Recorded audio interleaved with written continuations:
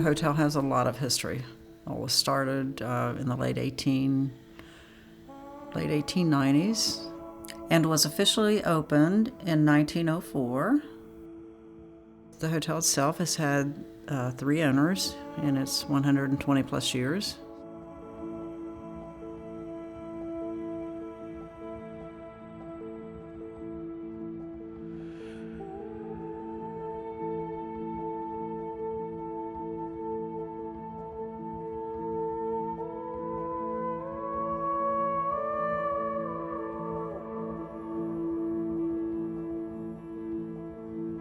We are located on 4th and Main, right on the corner. The building itself is 64,000 square feet with 145 feet facing Main Street.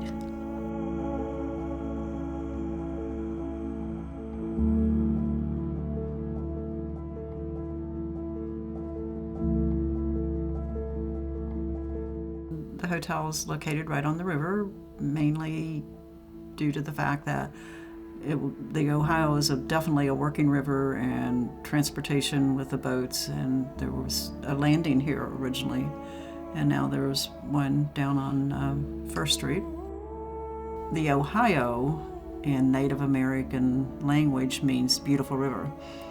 From what I understand, George Washington named Point Pleasant when he was here surveying where the 2 rivers do meet, the Ohio and the Kanawha. He was rumored to have said, "This is a very pleasant point."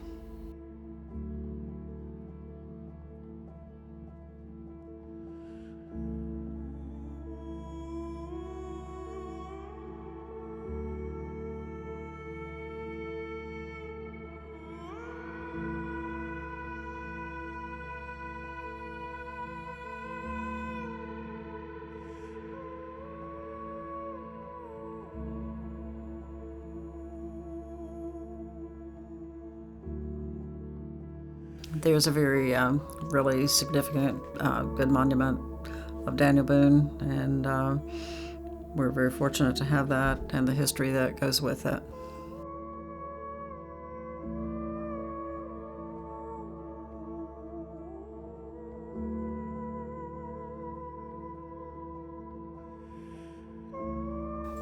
The park front is dedicated to the first battle of the American Revolution, and that was decreed by Congress that it was the first battle, and we commemorate that with all of the paintings, which were done by a world-renowned muralist.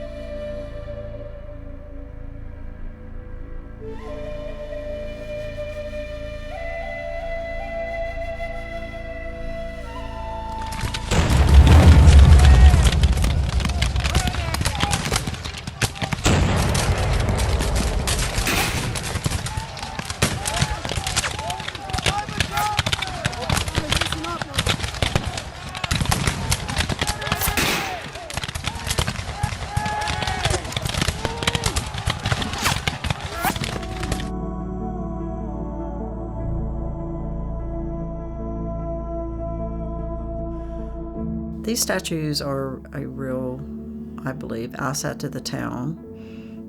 They preserve our history and our mystery, and the person who did those, he actually worked with my husband at the Gavin Power Plant.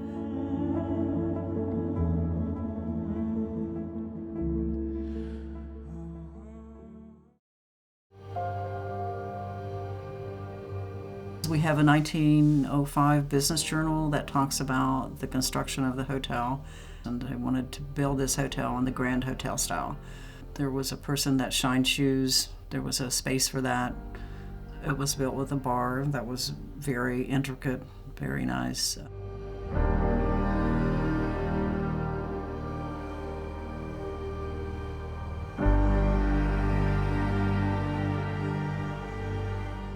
We have an illustration in the lobby where the hotel cab was a horse and buggy.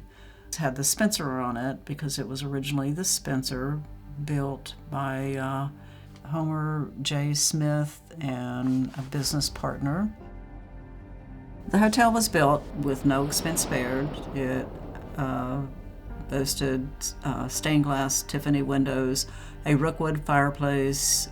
Marble, I understand, was imported on the stairways. The floors that were put down in little 1-inch squares in really intricate classic pattern.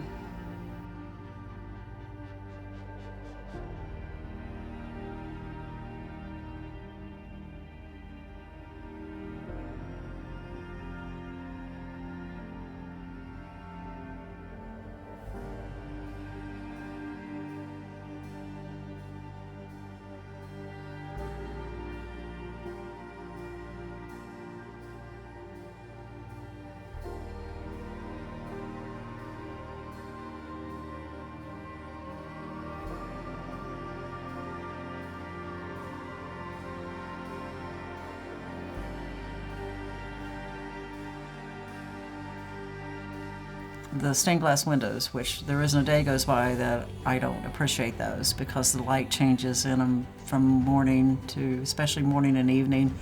But they are Tiffany. We had someone come from the Smithsonian that she just said she was sure they were Tiffany, and it makes sense because the fireplace is rookwood. They did partner as a museum in New York several years back, and there's a write-up about Tiffany and rookwood partnering at the turn of the century. Stained glass, you can think of what that would have cost. And this, speaking of cost, this was built with the best of materials.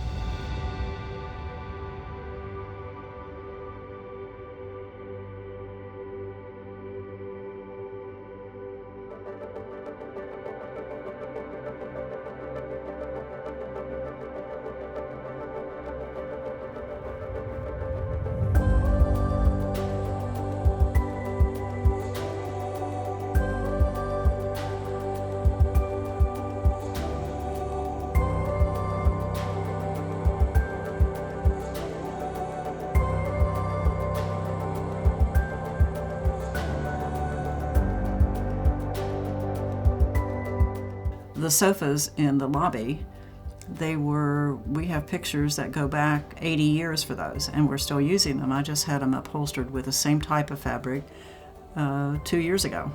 So can you imagine in today's world a sofa lasting for 80 plus years? And everything that's worth being here is here.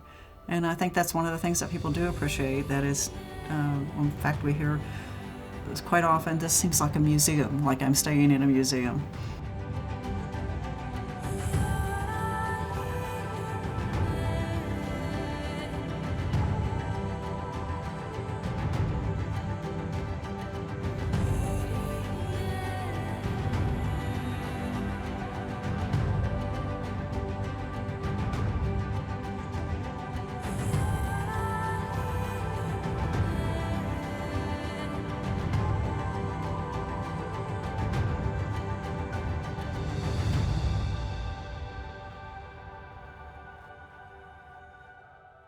The thing that is the most interesting, I think, to the guest is the fact that there's so much originality here.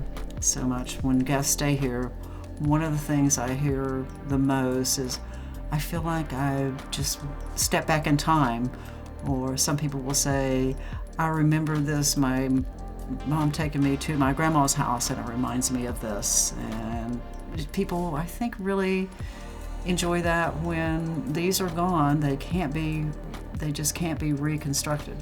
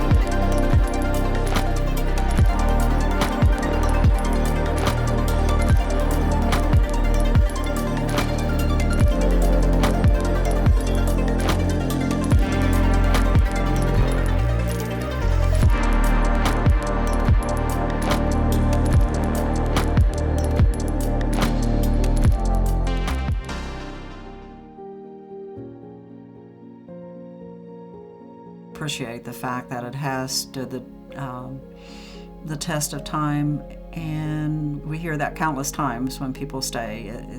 They're just amazed. We have several books where people write about the hotel, and this is always one of the things that they're really they use the word, "We're thankful that you've saved this and that it is original, and it's just like stepping back, and there's not that many left." The hotel was built with 54 rooms. A lot of those at that time were called day rooms. We took a lot of the rooms and made 2 and 3 room suites. We have a lot of families that travel, and so we have family suites.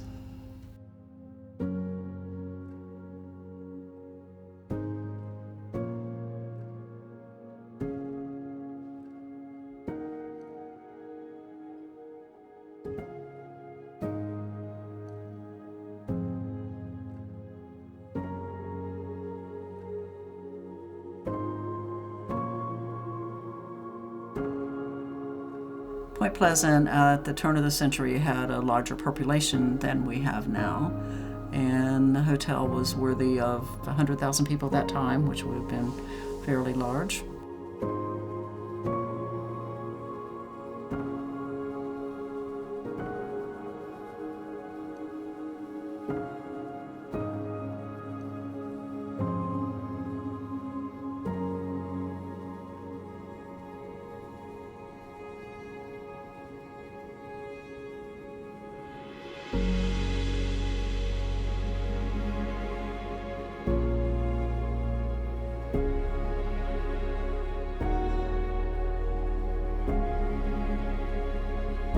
I like to keep the old, the iron beds and all of the things that were original when we bought the hotel. We've kept.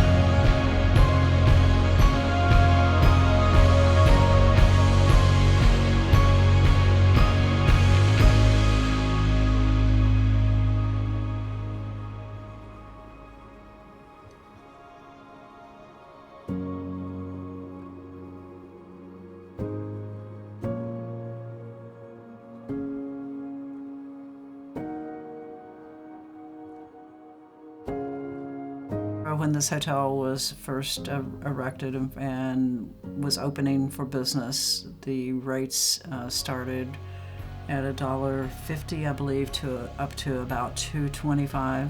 It's been operating as a hotel since 1901. It's never been closed. It's always been a hotel. That's really quite unusual in America's, even in larger cities.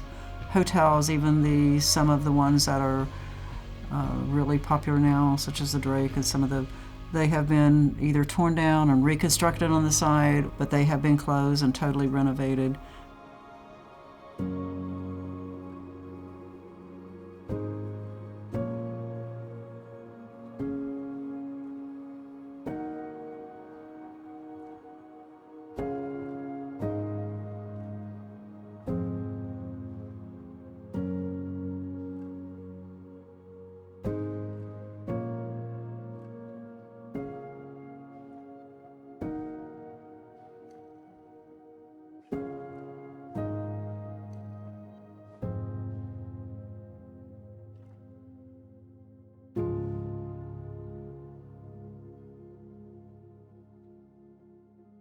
We've had a lot of documentaries shot here. We've had crews from Australia, from Japan.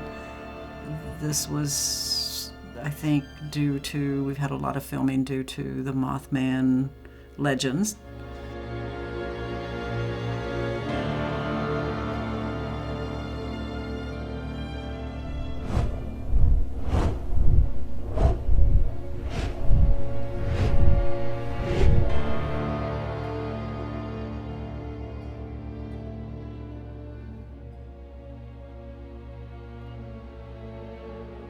We do have a lot of mystery in this town due to having the Mothman prophecy that was in the 60s. I remember there was a lot of paper articles at the time. My personal thoughts are this town does have a lot of mystery about it.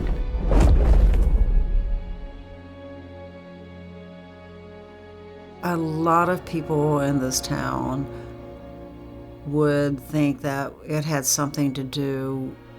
There was supposedly a curse here, and I have talked with people personally that thought they saw there's a bird called the phoenix, and it foretells disasters that was supposedly seen on the bridge before it fell. I was always just wondering if that's real, if there is such a thing as disasters being foretold or being premonition, and I know people that have personally that believe that and thought they saw that. I've talked to a few people who saw that huge bird. And if you go back in mythology, you will read about that, and it is foretelling a disaster.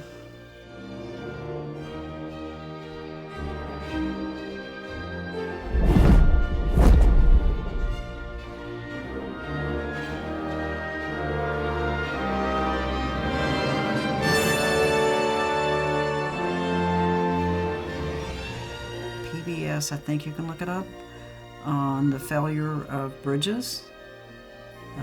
They did a documentary on the Silver Bridge falling.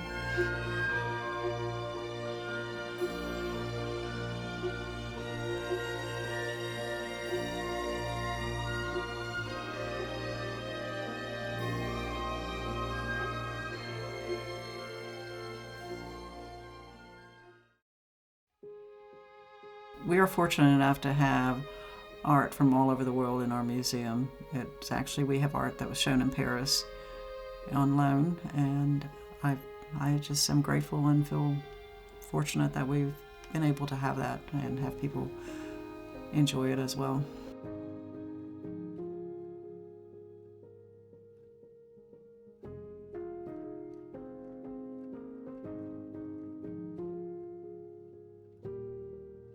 I've been fortunate enough to travel some, and that's always been my favorite thing, is to go to, of course, museums and art galleries.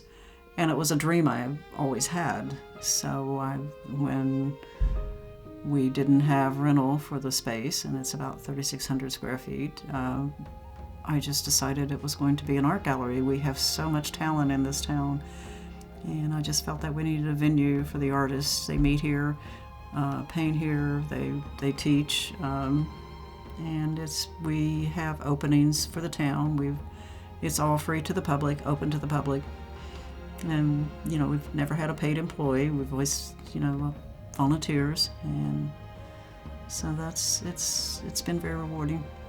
We have art on loan from the Pitcairn Foundation, and that was due to friend Furby, who we lost him. It'll be 5 years this coming year, and he had connections with that family, and they just have been very giving, and for us to have that on loan has been great. For people to come in off the street or and hotel guests, we ask them if they're interested in art. We're always happy to take them over, even when we don't have a volunteer to be open. And it's, the openings we've had for the We used to have as many as 4 a year. We would change the art and have an opening, invite all of the town, anyone that could come with hors d'oeuvres, and if anybody wanted to volunteer to play music. So, yeah, we've had a lot of people give that way. So it's been good. Some of the art on loan here dates back to the turn of the century. Philip E. Smith actually painted with Monet. He showed once in Paris, and some of his art was damaged, so he became reclusive about traveling at that time with his art traveling. And he didn't have to show, but he was married into the Pitcairn family, very wealthy, giving family, and that's how we are fortunate to have that on loan.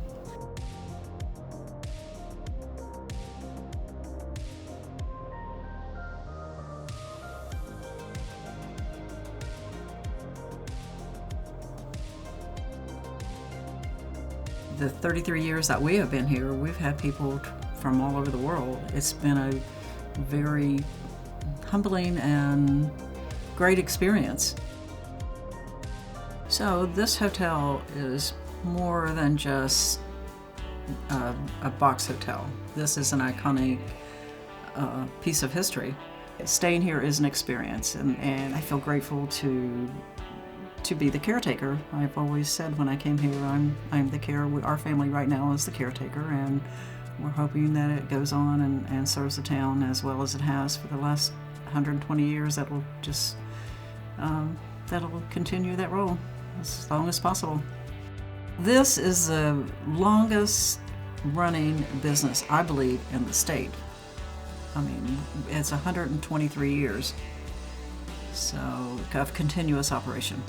There's so much potential here, and I think that whoever takes over will be able to further that on what we've done and all the opportunities that are there. The town is ready now, I believe.